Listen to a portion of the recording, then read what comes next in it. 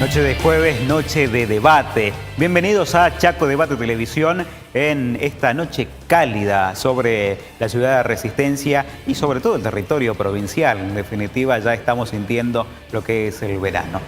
Decíamos una nueva noche de debate y la semana pasada, a partir de lo que nos dejó la crisis de los partidos políticos, continúa el debate de alguna manera con una extensión también de lo que tiene que ver con el discurso de la realidad, la construcción permanente de la realidad a partir de la mediación tanto de los medios masivos de comunicación como también de un nuevo actor social y de comunicación como son las redes sociales que tanta actividad tienen hoy por hoy.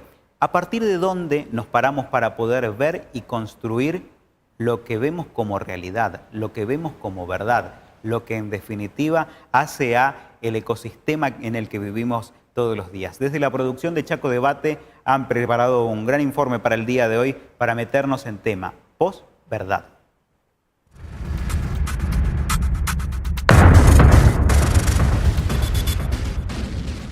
Lo que me parece clave para entender la posverdad es que, aunque la verdad no exista, se generan como consensos muy direccionados desde ciertos estratos de poder, se generan como consensos para establecer que determinadas ideas pasan como si fuesen verdaderas.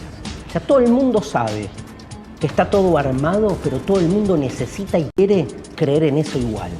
¿Por qué? Porque le cuaja, porque le sirve. 14.000 millones de dólares. El presidente no tiene ni cuentas, ni activos no declarados ni en Panamá ni en otro lugar, digamos. Las principales villas de la Argentina están tomadas por peruanos. Le hiciste creer a un empleado medio de que su sueldo medio servía para comprar celulares, plasmas, autos, motos e irse al exterior, porque eso tuvo una ilusión, eso no era normal. Los presos ganan 46% más que los jubilados. Existe el ataque, se supone que hay armas de todo tipo, se supone que hay lanzas, piedras, y también armas de fuego, que no se sabe si sí, pero el ataque existió.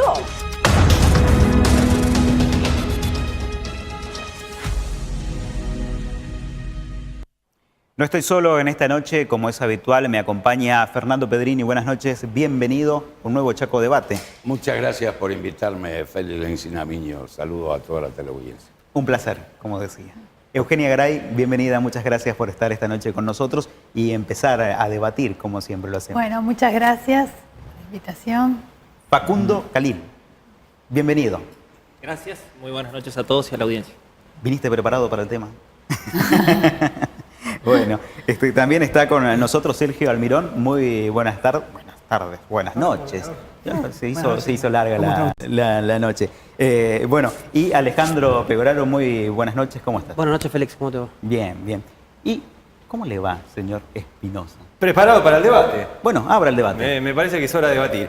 Creo que va a ser interesante, sería pertinente que empecemos por indagar, que calculo que la gran mayoría de los espectadores del otro lado deben estar pensando, ¿qué es la posverdad?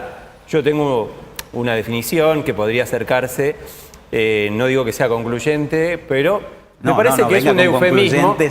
Estamos arrancando el programa. No, está bien, es un eufemismo que tapa o que maquilla una mentira que tiene vicios de credibilidad. Pero esa es mi visión, me gustaría saber cuál es la consideración que tienen los invitados en cuanto a la definición de posverdad, ¿no? Posverdad, Sergio Almirón. Creo que arrancamos con conceptos predefinidos que a lo mejor el que está en la vida diaria del devenir político tiene que tener conceptos para ver hacia dónde avanza su política, su estrategia o su forma de encarar las cosas.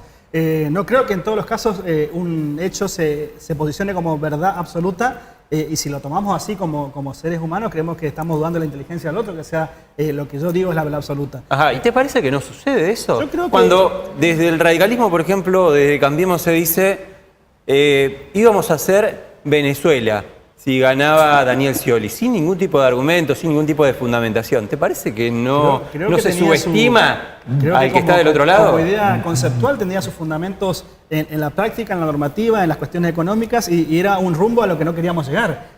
También si tomamos como algo de, como vos decís, una verdad absoluta, tiene sus limitantes. Es que no podía ser una verdad porque era un hecho incomprobable. De hecho, lo ha sido. Pero también era incomprobable la campaña del miedo, también era incomprobable las cuestiones de fondo que decían que tal cosa iba a suceder y no terminó sucediendo. No tan incomprobable. No tan incomprobable. ¿Te acordás que dijo que no iba a haber inflación? Del otro lado, Scioli marcó que sí iba a haber inflación.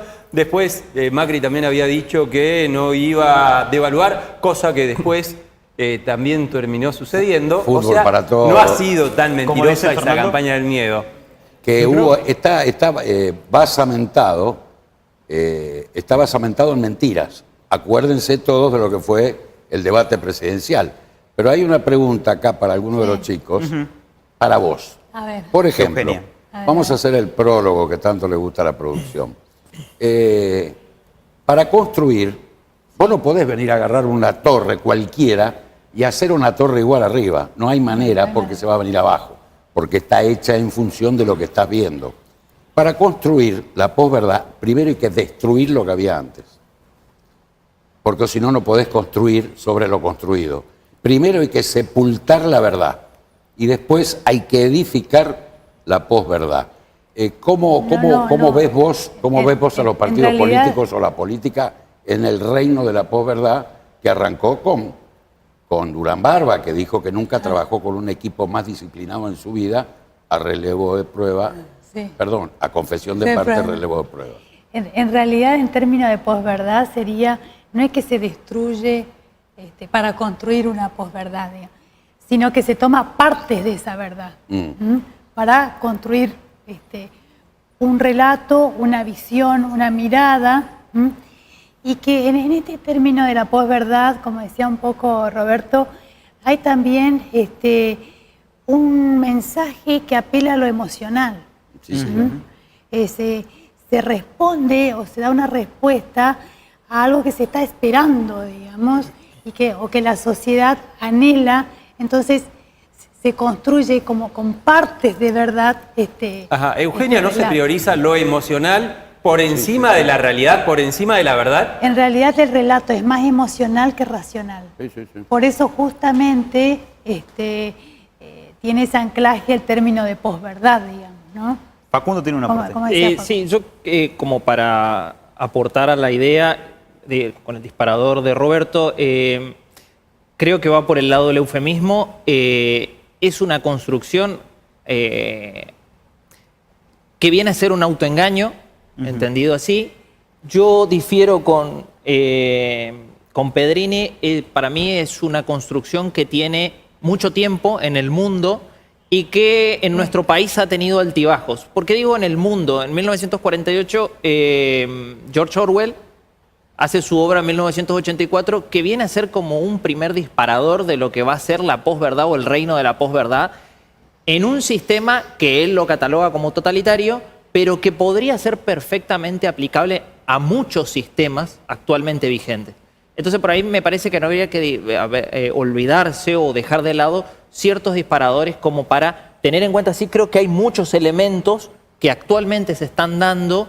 Esto lo veíamos en el informe muy claramente, y antes de que arranque más o menos el programa, estamos hablando un poco de que todos los días hay, y con esto quiero hacer referencia a los momentos que tiene la construcción de la posverdad, entendiendo de instalar una idea, disparar una idea, instalarla a través de un bombardeo mediático y luego de eso dejarla legitimada, aunque así no lo fuera, aunque sea construida como desde una mentira, Facundo, pero que quede como una verdad para la gente. Facundo, ¿no considerás que si la posverdad fuera una religión, Durán Barba sería su máximo sacerdote, su máximo exponente? Durán Barba, que es el gurú comunicacional de Cambiemos, ¿no? Yo personalmente creo que es... primero que es difícil la analogía y segundo que creo que es dotarlo de demasiados atributos a Durán Barba, que también me parece que es un elemento que viene como resultado de esta posverdad. Creo que es un elemento en el tiempo, hoy, que sale como resultado de esta posverdad y que creo que está innecesariamente demasiado inflado. En distintas declaraciones. Pero más allá de eso, tiene que ver también de cómo... Este aporte, porque si no, no quiero que se me pase. Creo que hay que ver la cuestión de cómo se lo instala por esta cuestión del bombardeo mediático, tener todos los medios, y si no es por las buenas, es por las malas, disciplinados y alineados, hacer una comparación en el tiempo con lo que fue el fin de la historia de Francis Fukuyama. Instalaron esa idea, un tipo que a nivel académico no era con todas las luces, digamos, y el tipo a partir de los años 90 fue consagrado como si fuese el gurú de las ideas políticas. Yo creo que tiene que ver, y esta cuestión haciendo referencia a lo que decía Eugenia, la posverdad es un recorte en el tiempo que creo que se adapta a distintas circunstancias y perfectamente todas las realidades pueden tener una pero posverdad. ¿por qué coincide? ¿Por qué aparece ahora con el macrismo? Con la llegada de Cambiemos, de repente surge coincidentemente la posverdad. ¿Y por qué no antes? No. Siempre hubo. Vamos a escuchar a Alejandro. Vamos a escuchar a Alejandro. En primer lugar, diciendo con Roberto en el inicio de su exposición, cuando basa la posverdad en el concepto de la mentira. Y lo explicó bien Eugenia, que no tiene que ver con la mentira, tiene que ver con una creencia y con un sentido emocional que toma parte de una verdad y que quizás no termina sustentándola del todo en los hechos. Hay una definición muy buena que lo da un bloguero norteamericano, de apellido Douglas, que habla que es la cultura de la política que no toma en cuenta los hechos de la política pública, ¿no? Entonces, en términos de opinión pública, en términos comunicacional. Entonces, eso nos lleva a pensar de que no se basa naturalmente o no tiene su raíz propia en la mentira, sino justamente en la exacerbación. Tampoco en una verdad confirmada, digamos. No, pero tiene, en realidad tiene su base en una parte de la verdad y en una manera de ver y de analizar esa realidad. ¿Y no termina de ser un engaño? No termina de ser un engaño. Yo no creo en las mujeres medio embarazadas. Medio embarazo. No. Pero no existe. O estás o no estás. Un poquito Entonces embarazada. la verdad es la verdad o no. Eso de tomar un pedacito de acá. Vamos a ver tomar un lo que pedacito pasa de es que acá. es inabarcable. Estás rompiendo la verdad para poder construir Te agrego la una cosa, Roberto, sobre lo que Fernando, sobre lo que vos decís. Y que recién lo mencionaba a Roberto, como que la posverdad irrumpe en la Argentina con el macrismo, cosa que no estoy del todo de acuerdo, particularmente tomando lo que decía Facundo de que la posverdad no es un elemento nuevo. Se hizo ciencia ahora. No ciencia, se lo categorizó en un concepto que es otra cuestión, que es mucho menos que una ciencia. Pero si querés arranquemos y pongamos un ejemplo de la posverdad que podemos debatirla con el macrismo en el poder. Bueno, yo ya lo tiré, el tema de pero camino a ser Venezuela. Te pongo mi ejemplo. Da otro ejemplo. Te pongo mi ejemplo. Una frase que se ha tocado mucho en este programa incluso, que es el podemos estar mejor. Vamos bien. En la práctica, en la evaluación del concepto claramente se enmarca como un concepto dentro de un esquema de la posverdad, un elemento comunicacional que muchos difieren en términos de que no es apoyado en las acciones políticas y gubernamentales y otros consideran que puede estar más cercano.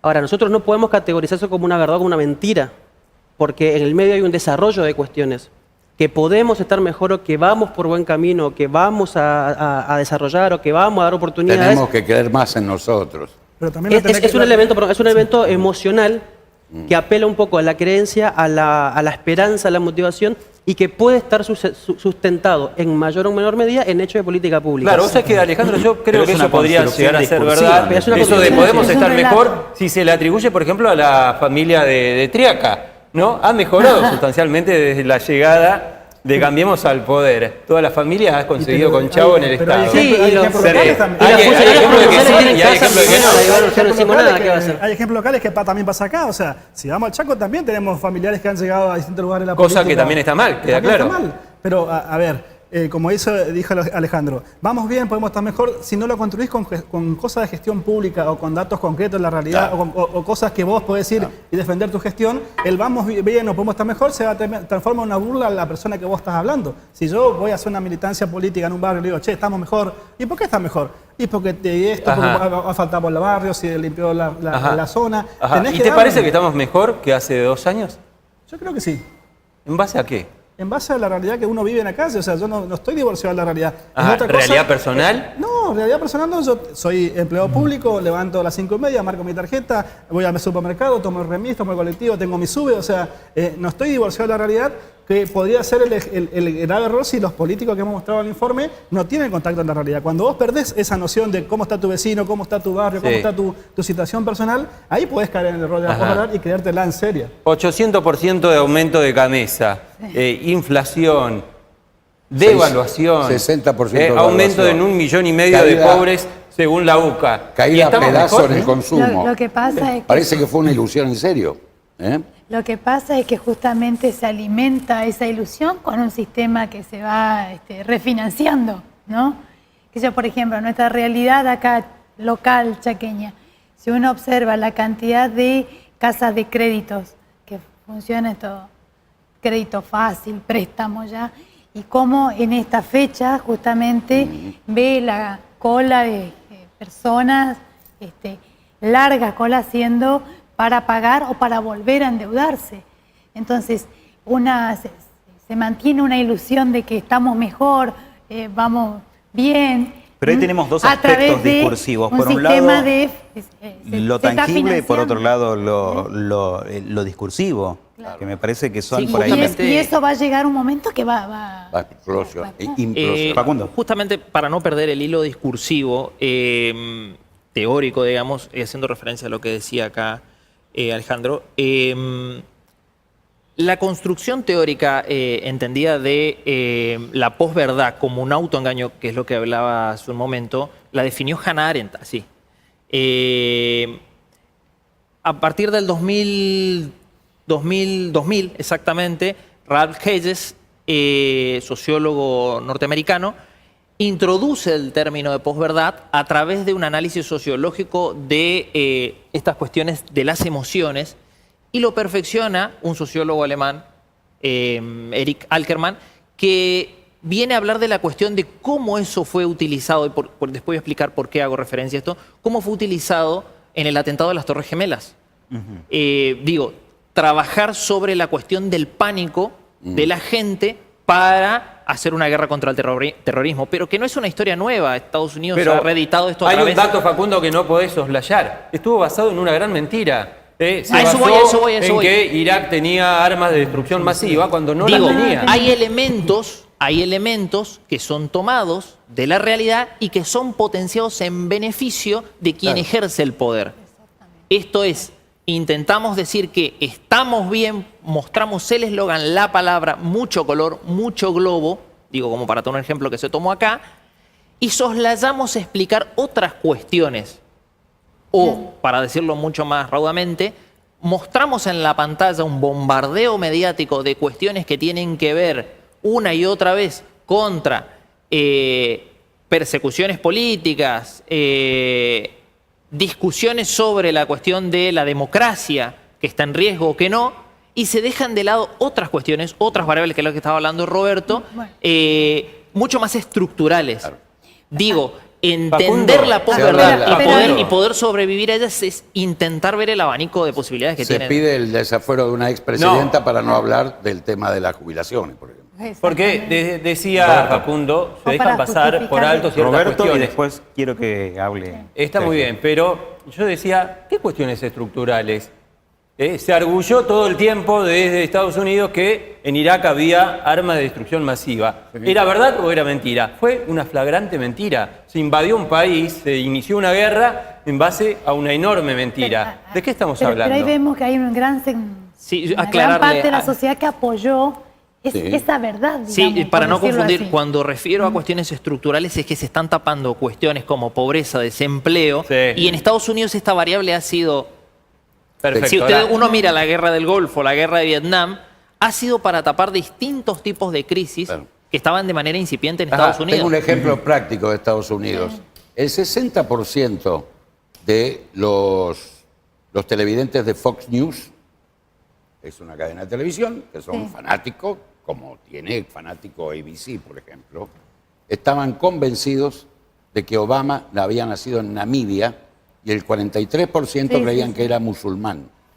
Pero tipo que te ponían la mano arriba a la Biblia.